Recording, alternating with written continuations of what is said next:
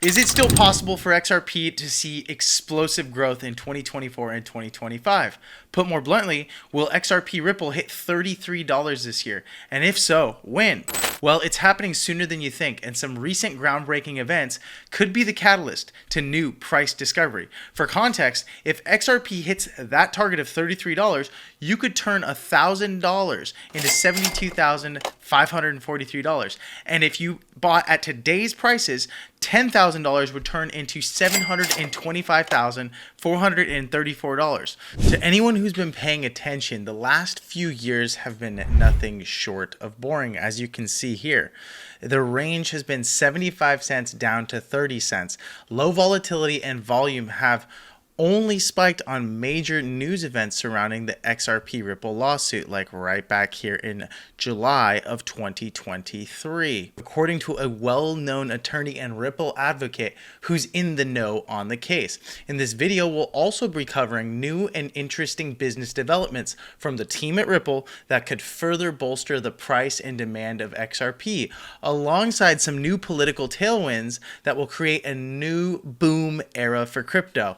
Finally, we'll take a look at this chart pattern on XRP, and its coinciding volume may just hold the clues to when it will break out to $33. So stay tuned and watch all the way through this video to find out what those catalysts could do to boost the price of XRP finally. Hello and welcome to the Bull Runners YouTube channel. My name is Paul, and as always, our content is for education and entertainment only.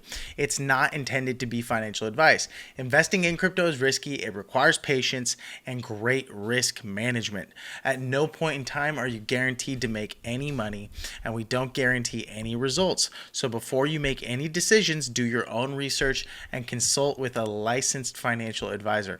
Also, just a note, we may hold positions in some of the cryptocurrencies we mentioned on the channel, but that doesn't mean it's a recommendation for you to do the same. Results aren't typical, so don't be typical. Stay bullish, and let's get into the video.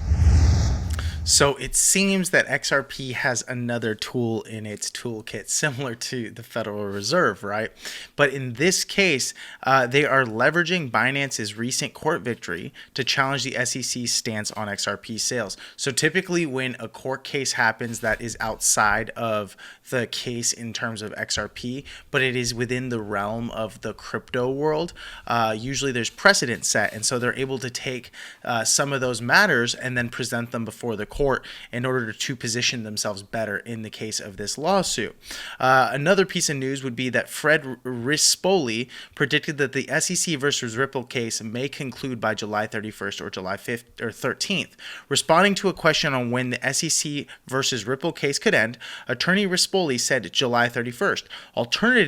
Alternatively, it could end on July 13th, which he terms as a poetic twist, considering that was actually the date, right, that we've talked about recently, where Judge Annalisa Torres's decision basically said that it is a commodity when it is sold to the general public, which was a huge win for XRP. Put plainly, litigating the digital asset industry on a case-by-case, coin-by-coin, court-after-court approach causes inconsistent results while making everything rather ambiguous. Pivoting on this determination, Ripple filed a notice of supplementary authority. So Ripple noted that this regulatory uncertainty indicates that it did not show reckless disregard, obviously something that was in their legal battle as a term, for the law with its XRP sales. According to the firm, this renders the SEC's harsh remedies unwarranted. In other words, the SEC continues to attack retroactively, and XRP is simply stating, because we didn't know the law, we couldn't possibly show reckless disregard for it, considering there is no clarity whatsoever. Now, let's move on. So if this case concludes sometime this July, not only would that be a huge catalyst, but then there's this major piece of news that recently came out directly from Ripple themselves, and the insight here is that they're paving a compliant path forward. Ripple closes standard custody acquisition and appoints Jack McDonald as senior vice president of stablecoin. So they're moving into the stablecoin space. Ripple announced its intent to acquire Standard Custody and Trust Company. Now, this is huge, guys.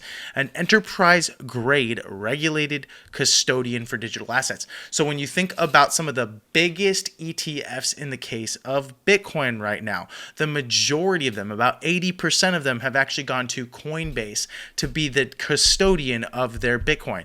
In other words, if I wanted to buy iBit shares or a Bitcoin ETF directly from someone like BlackRock or maybe Fidelity, right? Instead of them actually holding on to the Bitcoin, they actually offload that responsibility over to Coinbase, and in return, Coinbase earns fees, right? It's a really strong business model for them in the same way that Amazon with Jeff Bezos would have AWS, right? Their Amazon Web Services. For Ripple to strengthen its existing product offerings and explore new complementary products like stablecoins. In order for the blockchain to become integral to the global financial infrastructure, the industry needs to build alongside, and this is really cool and important, right? If they win this case, they're basically making a vote of confidence in our regulatory and legal due process. Build alongside regulatory and compliance regimes rather than around them. This includes 40 money transmitter licenses, which is absolutely huge, very difficult to get. So they got these licenses throughout the US, a major payment institution license from the Monetary Authority of Singapore, and a virtual asset provider VASP registration with the Central Bank of Ireland. This deal closure follows close on the heels of Ripple announcing its plans to launch a USD-backed stablecoin, a natural step for Ripple to continue bridging the gap between blockchain and traditional finance. Ripple will use both the stablecoin and XRP in its payment solution to continue serving enterprise customers around the world. Ripple stablecoin will be issued on the XRP ledger to help bring more liquidity to XRPL's native DEX. So when you think about this, if this stablecoin gets more and more adopted and there's a real use case for it for many of their customers globally, then the chances are it's going to bring a boatload of value and volume to their native DEX and arguably the XRP token. So holding on to something like this at the tail end of this lawsuit, which could actually end here in July this month, right? And then to add to that, they're going to be adding stable coins, and they already have the right licenses in place, and arguably the demand, I mean, this thing looks like it's ready to skyrocket, and to support more financial use cases on the ledger for developers, users, and businesses alike. So this news is huge. Not only are they saying, hey, we want to introduce a stablecoin, but they've done their due diligence to get the proper licenses and, custodian in place. And if things couldn't get any more favorable, crypto's huge moment has the U.S. scrambling in terms of politics. Crypto-friendly legislation has moved through Congress in the last 2 weeks and drew a surprising level of bipartisan support. Amid the rift, the Biden administration signaled a new willingness to work on policy that the industry has long sought. Meanwhile, the industry's super PACs have made progress in boosting allies, including by helping crypto-friendly Democrats win primaries. In other words, right, even crypto has to play ball when it comes to Washington. They ultimately have to spend millions of dollars to lobby and get these super PACs to help Democrats win elections, and in return, right, it's kind of like quid pro quo, even though we're not allowed to have that in politics. And anytime a president has, something to do with another country in terms of quid pro quo, it's called out and immediately they're a fraud. But in this case, right, if you're helping Democrats win primaries, well, guess what? They might actually be friendly towards you in crypto, which I'm not against. It's just sad to see that that's the case in the state of U.S. politics. But then again, it's probably been the state of politics throughout all of history. So I'm not really that shocked.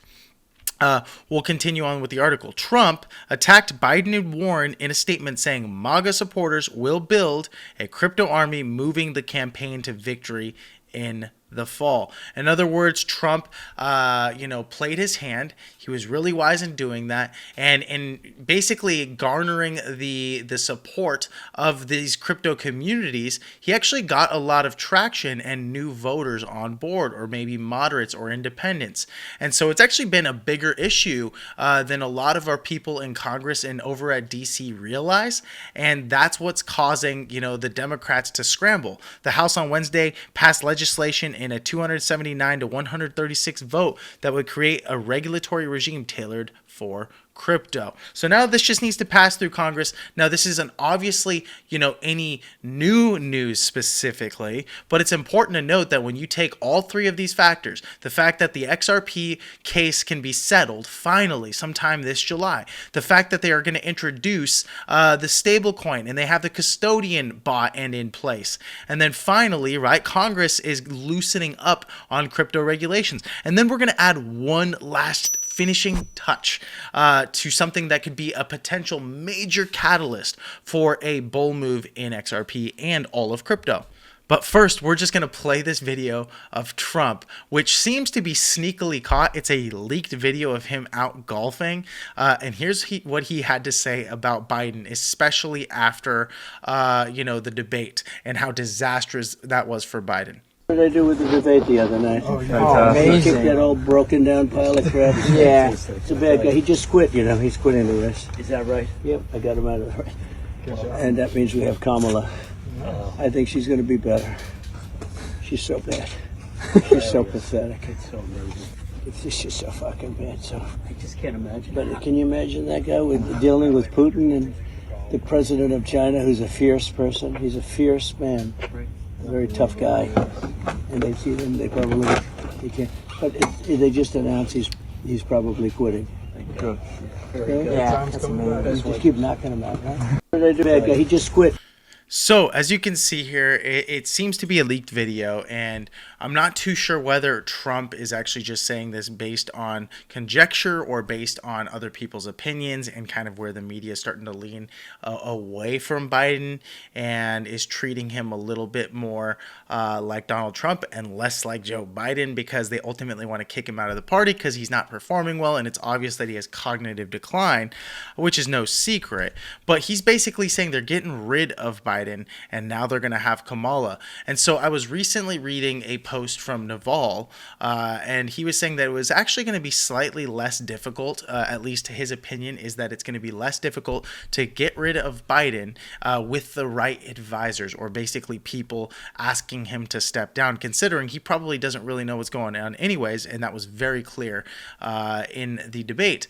However, it might be more difficult to get rid of Kamala. She's in the White House as well as the vice president, and she might not want to step aside. However, Kamala consistently has ranked well below Joe Biden in terms of popularity. She's arguably the least popular vice president in history, and the stats have consistently shown that. So if she ran against Trump, it would be an absolute disaster. There is no way that Trump wouldn't win in a landslide. That said, Jim Bianco from Bianco Research recently showed that Biden told Ally he is weighing whether to continue the race in the New York Times. So obviously this news is starting to come out consistently across the board, and people are starting to bet in the betting markets that Kamala Harris is now going to be the Democratic 2024 presidential nominee. And when you go over to his recent posts, you can see the betting market, Harris in blue has pulled even with Biden, white, for Democrat nomination.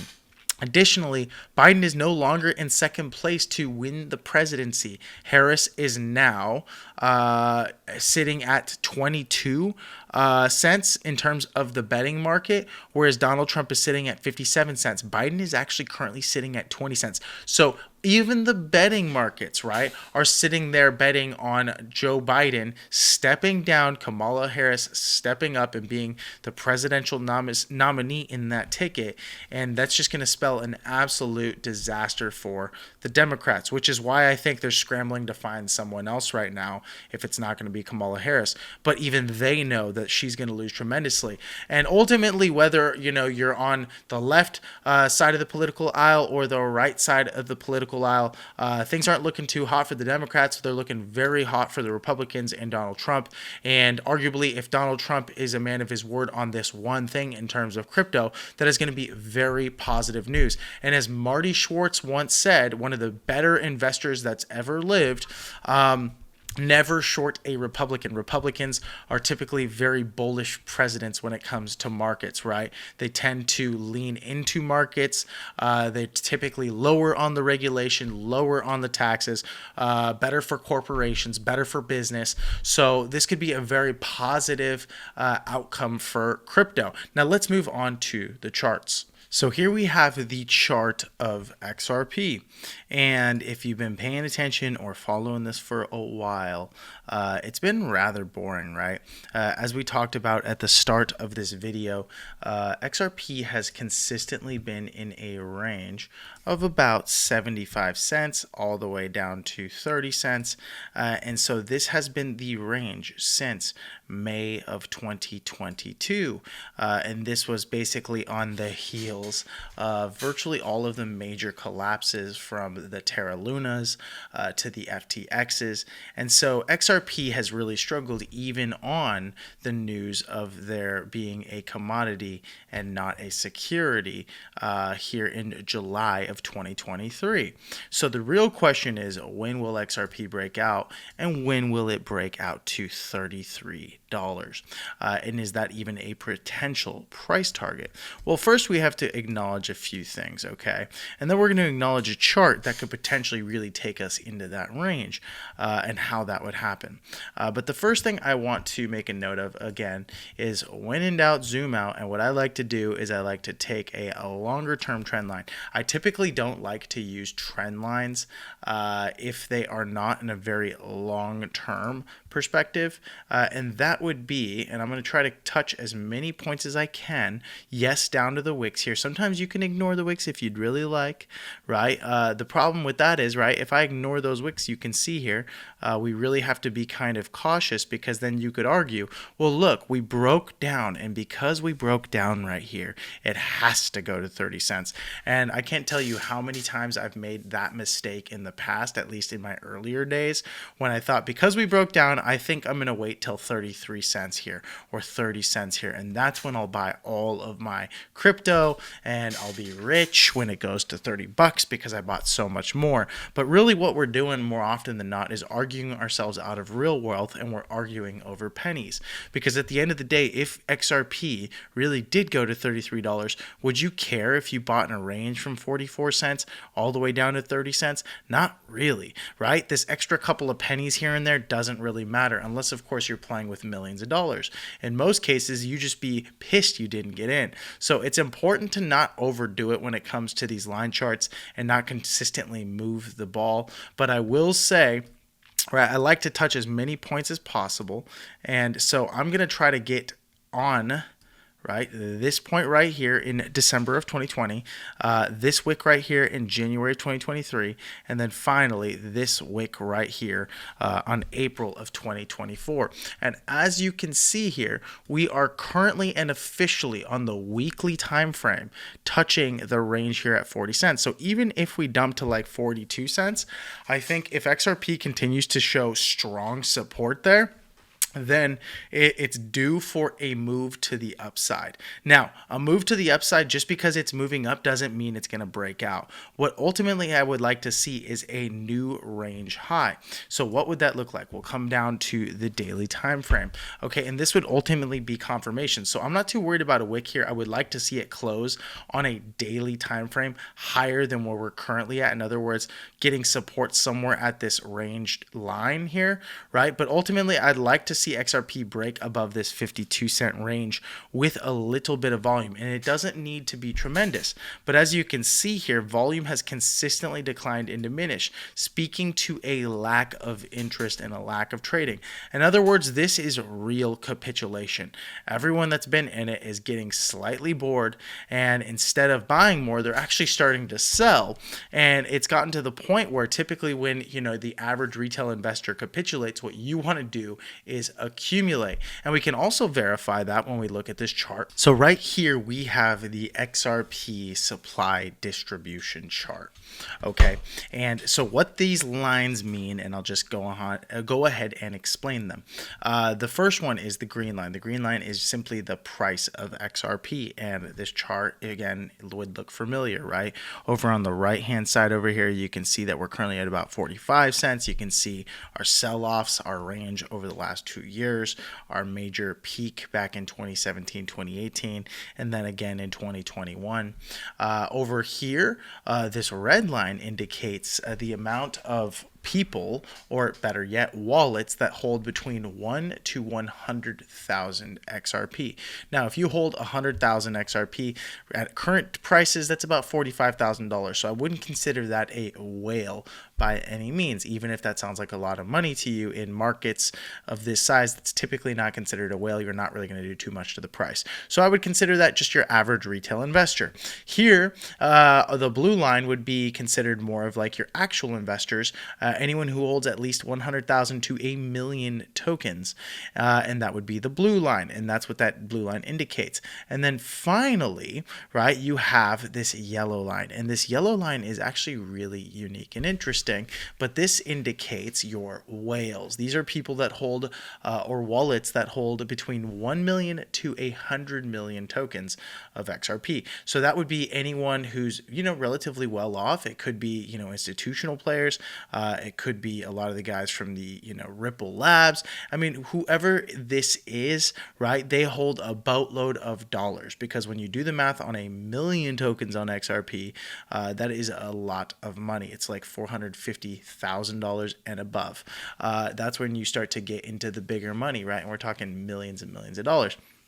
So if someone holds like, 50 million tokens, that's like $22 million. So again, this is a lot of money, and that's where you start to get into the whale territory, at least when it comes to a token like XRP, and the amount of liquidity, right? And its market cap being at about 26 billion. Like with, 50 million tokens, you could definitely move the market. Now, what I'm really after is just to see what kind of happens in history, because we have the actual blockchain history from dating back all the way to 2014, and as you can see here, whales are always accumulating when the price is relatively low, and then when the price starts to pump a bit, as you can see with this green line down here, right, they start to sell in the similar fashion, right? These bigger investors would do the same thing, whereas retail investors, what's interesting is they typically start to sell a little bit earlier. They start to capitulate before the big move. Then they actually start selling quite a bit of their positions into a lot of strength and excitement from the market, and for whatever reason, after the market peaked right here, they tried to buy the dip, but then they said, screw it, we're going to sell a lot of our position because we don't think this move is going to make any new higher highs. And so really you can see the same thing happening here. As this green line and the price of XRP continued to decline, what were the whales doing? And that would actually be institutional investors as well, or just major investors, and even retail at this time. Retail started getting really interested and keen on it. They started to accumulate, and then in similar fashion, let me go ahead and pull that all the way out so we can see it. Okay. In similar fashion, when the news of the lawsuit came out, right before this dump right here in December of 2020, they all started dumping a lot of their tokens. But from that point forward, as you can see here, the price started making these new highs for the year 2020, and whales were actually selling into that strength. So again, whales seem to have a pretty strong strategy when it comes to a token like this. And in similar fashion to history, now again, history doesn't always repeat, but it does tend to rhyme. Okay, what are we starting to notice here? That the smaller investors, anyone who has under $450,000 of XRP, or anyone who has under $45,000 of XRP, has begun to capitulate. And it's actually these bigger guys that seem to practice more risk management. Right around here, as you can see, they sold off into this high and strength. They used a news event to start getting out, right? So they sold a lot of their position right here, whereas retail investors actually continued to buy XRP into that event, and they continued buying through those ranges. Now they are officially capitulating. As you can see here, they held like 9 whatever billion, and now they hold less. So they're not really adding to their positions, and if anything, right, at these ranges, they're going to get bored and start to capitulate. But one thing we are consistently noticing is that in this entire 2-year range, right, whales have consistently used this time to accumulate more and more and more XRP. So whenever we start to see some strength, if I start to see this thing top off and decline a little bit over a day or two, right, then I would look at potentially getting out. Now, that is not the only indicator that would drive, right, my decision making when it comes to XRP, because it's very much possible this thing could just moon like crazy. Notice right here, right, they started selling into the first sign of strength and news, and that was actually before the high for the time frame or the year. And in similar fashion, right back here, if we just move this, chart back, in 2017, 2018 peak, right, they actually started selling into a lot of these ranges right here and never caught the top. In other words, even whales, right, don't ever really fully catch the top. They just have a really good strategy. Accumulate during the lows and then start to sell a lot of your position into strength. In other words, they never really catch the tops. No one ever really does, but they have a good strategy. Buy in the bottom 50 percentile, right, sell at the top 50 percentile. Still, XRP, right, is at the mercy of the general crypto market. So what I'm really watching closely right now is Bitcoin, because if Bitcoin starts to dump to this like 52,000 level and below, right now we're sitting at about $58,000, right, then it is going to be a little bit scary for XRP being at the current range of support that it is, because if it loses this range, it's not like it has to go down. It's just, I do believe a lot of investors might lose confidence in XRP's ability to hold the range, which would lead XRP to probably dump from this range. And I'll go ahead and take one of these tools here down to at least 38 cents. And the reason I say 38 cents is because we have a boatload of trade volume there. If you go ahead and pull up the VRVP, which is a visible range volume profile, you can see that at about 38 cents is where we have the majority of our volume traded over the last 2 years. So this would be a pretty good range of support whenever you see these cliffs and then a little valley like this. That typically indicates that virtually no activity happened here in terms of real volume. So price typically moves quickly through these ranges here like this, and then starts to, chill out in a range and build either a new support or resistance wherever we recently had a lot of trade history. Okay, and in this case, this was our last major range of trade history where we had boatloads of volume traded, again, the 38 cent range. So that would be my key target if we break down. My key, metric for breaking out would ultimately be, and this is talking for new all-time highs, which we'll get into shortly, would be we need to see XRP break above 75 cents on actual volume. As you can see here, volume is consistently declining here, which again is good. It's a great thing when it comes to a contraction. We ultimately want to see markets contract before they expand, right? And the volume is a good indicator of that. But before an expansion, right, like right here, you can see contraction. But whenever we start to get some new price action to the upside and more interest, you should see an expansion of volume. The volume should be growing as the price goes up. In other words, right, higher highs on volume should be indicative of higher prices. And if for whatever reason those two don't align and you're getting a divergence on one and a mixed signal on the other, then maybe it's a false signal and it's not a good time to enter the market. I ultimately like to see volume increase and incline with the price.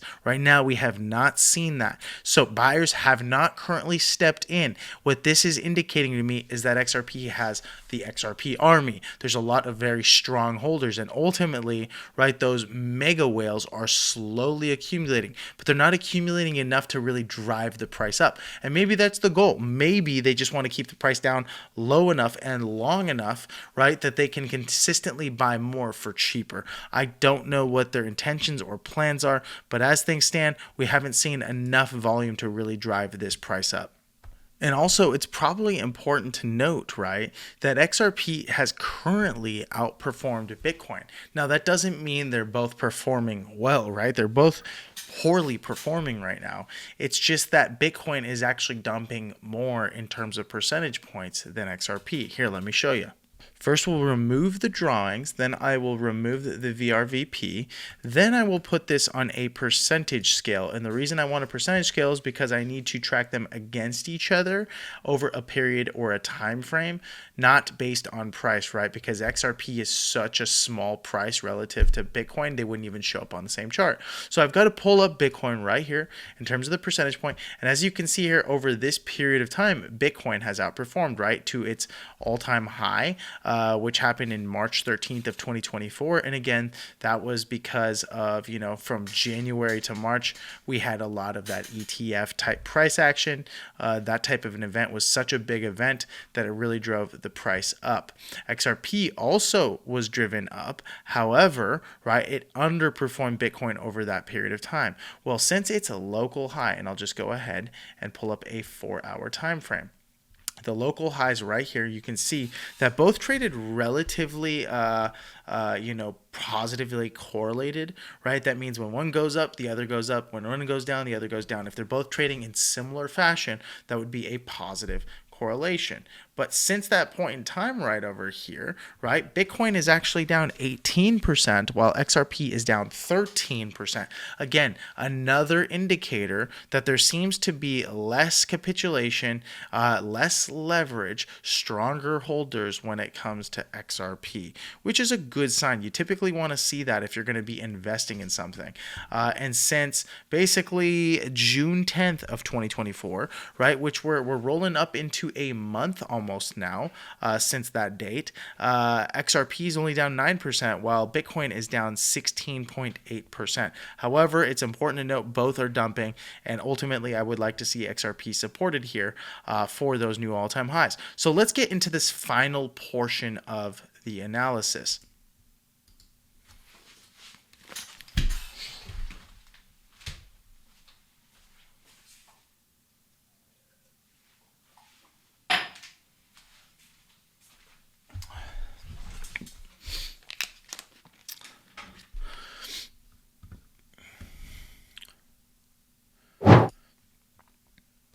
I'd like to give credit where credit is due.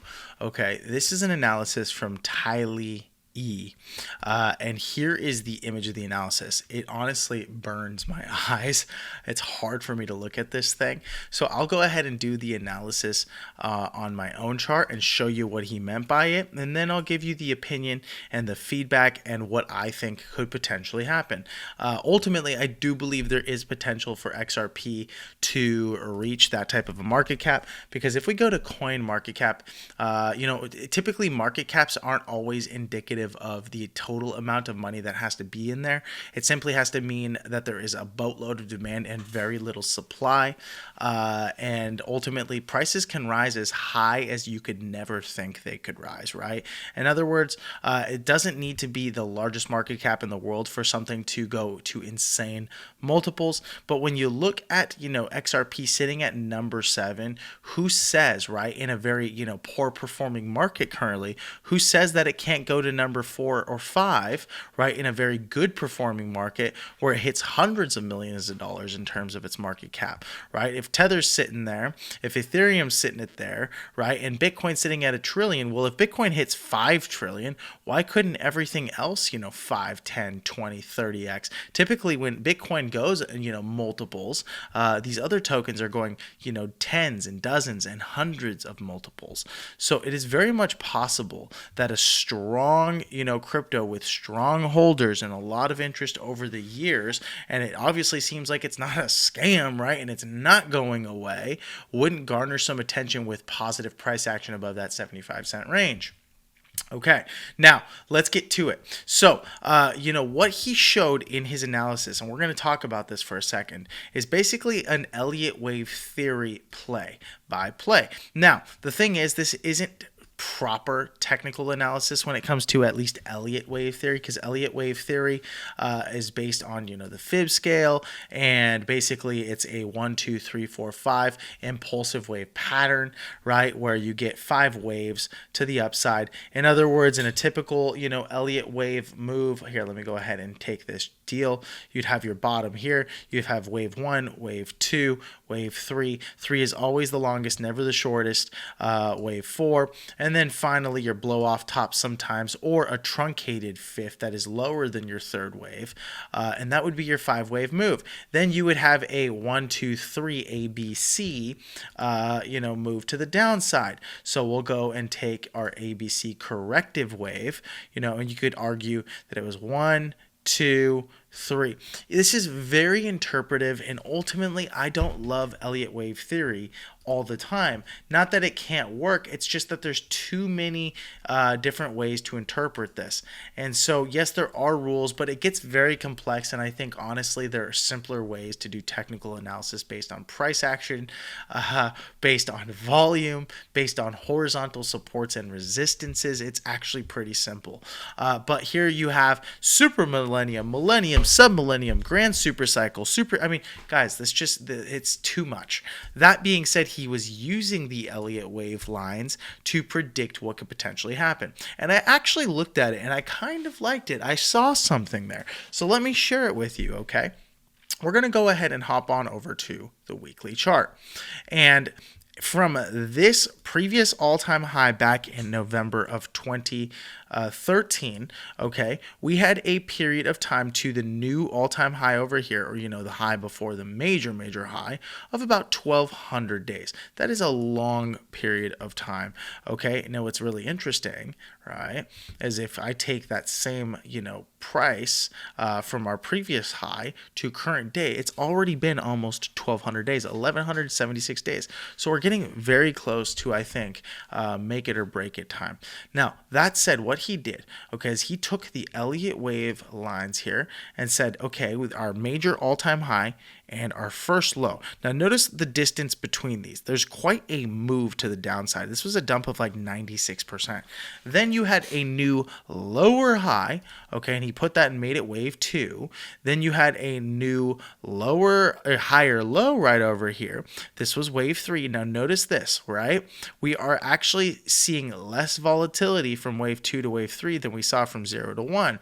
Then finally, right, our wave 4, again, less volatility to the upside, right? You're not getting as much of a pump there. Finally, our low right here at 5. And yes, I am slightly ignoring that major wick. That could have been a liquidity issue back then, January of 17 before the major moves up.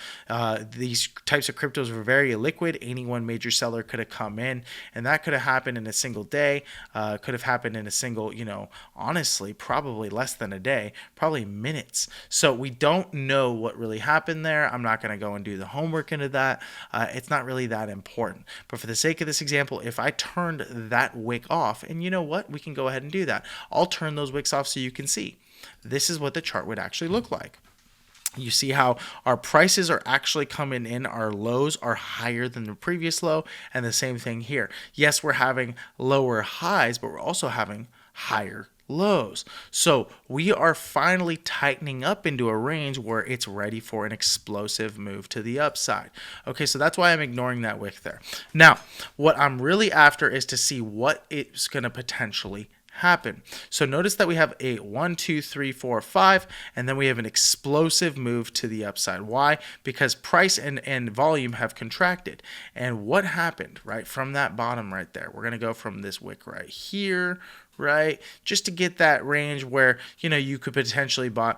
And we saw the price, and I'm not going to be too generous there, 7,500% move to the upside. Now, what's really interesting, and the point that he's pointing, or the thing that he's pointing out, is that we're seeing the exact same thing from this major peak up here, okay? We are going to take this tool, and actually I'm going to drag from the top to this low. You can see that we had a 96% dump yet again. Back here, this was about 95%. Okay. And then let me go ahead and take this tool, and yet again, 1, 2, 3. Oops, I took the ABC tool. Let's go ahead and grab this Elliott wave tool. 1, 2, 3, 4, and 5 could be somewhere right in here. And then ultimately what we want to see is a potential higher low right up here. We want to see, you know, maybe another little local bottom where a wick comes right into this range here at 42 cents. And when this double bottom happens right in here, but we're still seeing higher lows than our previous lows, and we're seeing a contraction in the price and volume, his theory is from that, you know, 45 to 42 cent range, you could see a massive and explosive move up. And when I've done the analysis on XRP, yes, it has consistently underperformed the market over the last 2 years. However, when it moves, it does cook. It has explosive moves to the upside, which could really spell, right, disaster for any short sellers, and, you know, cause rejoicing in those who had courage to hold. But when I do the exact same analysis, as you can see here, at about 7,400%, and here we had 7,500%, but you know what, when I move it just slightly, you can see they're around the same percent. I'm really not aiming for the exact amount of percent, but consistently it'll bring us into that $33 range, which is actually insane, okay? But that would cause us to hit this range right here in similar fashion. And what's interesting is we're just getting a mega super cycle here for a longer period of time than we saw from 2013 all the way to 2017. So XRP has had enough time to chill out, yet it's still in the top 7 in terms of market cap, which really speaks volumes to, you know, the team, speaks volume to the holders.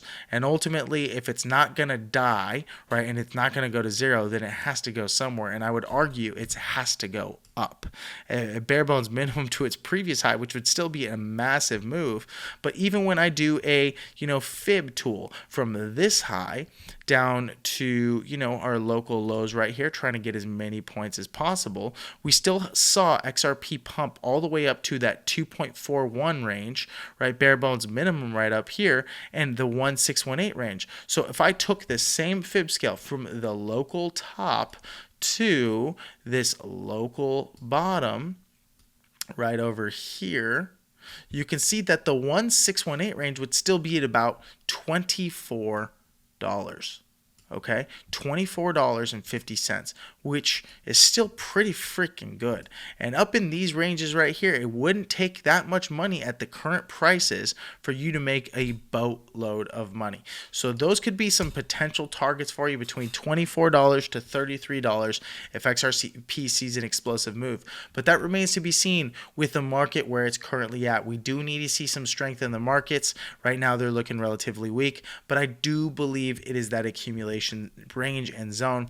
And also when I pull up right here the RSI, you can see whenever we hit this range here on the RSI of, like, you know, that 30, and we'll go ahead and bring this down over here, that is our, you know, basically our local bottom, at least from a weekly time frame. But even here, if I go ahead and pop a line on right there, you can see whenever, right, we touch these ranges here, so this whole range right here, anytime below this, we'll just put a line right there. We'll put a line right there, and then we'll put a line at present day. So it doesn't mean that we can't go lower in terms of RSI or relative strength. It doesn't mean that, you know, XRP has to dump to 30 cents. It could dump to 38. It could also pump to 55. Nobody knows. The point is you have to have a game plan and prepare, right? But look at this, right? Local bottom here. in this range. Local bottom here in this range. Well, guess what? We're getting back into that range. So even if we dump just slightly to 42 cents, 38 cents, I would argue that is the ultimate accumulation zone, and we're getting to a point where we could see some massive moves to the upside, especially into the end of the year. Typically, the markets like to perform, and we've done the analysis in past and previous videos, so go ahead and watch those. From October into December and January. That's when the market sees some explosive growth if we are genuinely in a bull market. So there's the analysis. Again, shout out to the person who did it, Tylee E. And you can see right here, he sees this double bottom right here potentially happen in July at about the 42 cent range. In the previous market, it happened, and then we saw the explosive move up. So is it going to happen? I don't know. Will it happen this year? Potentially. And I think if it ever were going to happen, right, XRP's bare bones minimum going to have to get there within the year. Otherwise, right, it's going to be hard to sell XRP if it's dumping while everything else pumps in a new bull market. The good news is everything is looking right from an accumulation standpoint. So the game plan, and I'm not telling anyone to do this from a financial standpoint, the game plan would be for me to accumulate in these ranges, because I do believe we're now in that accumulation zone and range. And as long as Bitcoin starts to look relatively more strong, right, and I'll go to that daily time frame, I don't really mind if we, double bottom right here or even break this low at, 56,000. If we come lower and then break right back into this range for a $58,000, $59,000 move, I do believe we would have basically, got rid of a lot of those long positions, right, and liquidated them, and the market would be reset and healthy for the next major bull move up. So thanks so much for watching the video. If you enjoyed the video, go ahead and smash that subscribe button. Really helps the channel out. Also, click like, comment on the video, let us know what you think is going to happen, how much XRP you're holding, maybe not, right, if you don't want anyone else to know. But also, if you want to learn how to do technical analysis like this, and you want access to some really cool tools in terms of dollar cost averaging and all the stuff we're going to release in the future from the Bull Runners channel, go ahead and go over to the link in the bio down below and go to bullrunners.com to learn more. Thanks so much for watching the video, and we'll see you in the next video.